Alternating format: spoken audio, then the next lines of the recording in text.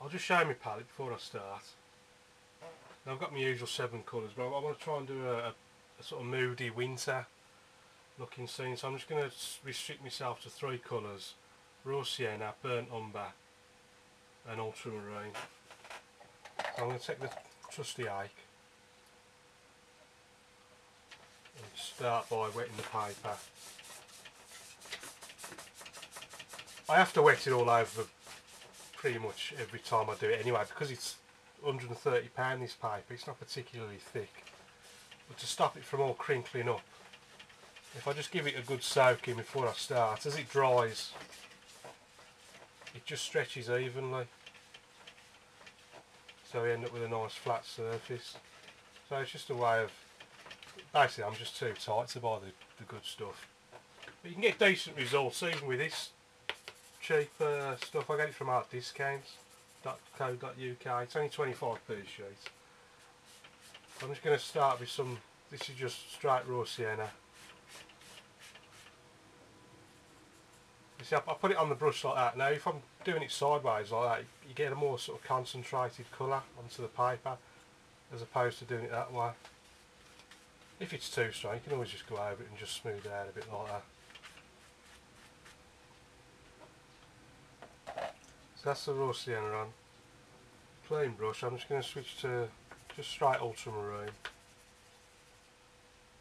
Now you're only able to see a little bit of the sky in this one, so I'm just going to leave it at that, and I'm just going to put, there's going to be a bit of water down the bottom, so I'm just going to put that reflection in now while I've got the colour on the brush. Maybe a touch more on the other side. No need to clean the brush because I'm only going to be using the same colours. I've just dipped the tips in just to bring the hairs back together. Now before it starts to dry, I want to get the most distant bit of the land in first. So I'm going pretty much ultramarine, just a touch of raw sienna, and this is quite far away, so this is somewhere not far from Lake Windermere, by the way. It's not from I've been up there myself for about 7 or 8 years. I'm actually copying this from a photograph on Google.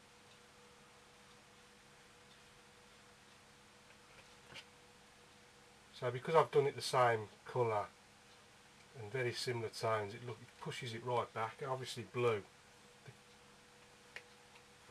being one of the cold colours, it helps push it back into the distance. And then you'd use the warm colours, your reds and similar, for the foreground. It helps create that depth of illusion of depth rather.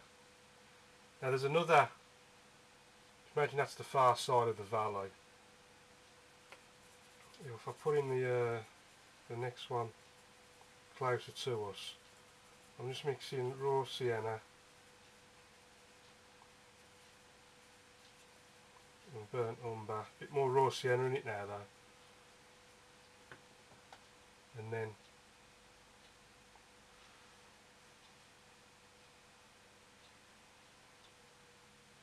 this is just the very top. So if you can imagine there's a valley round the back of there.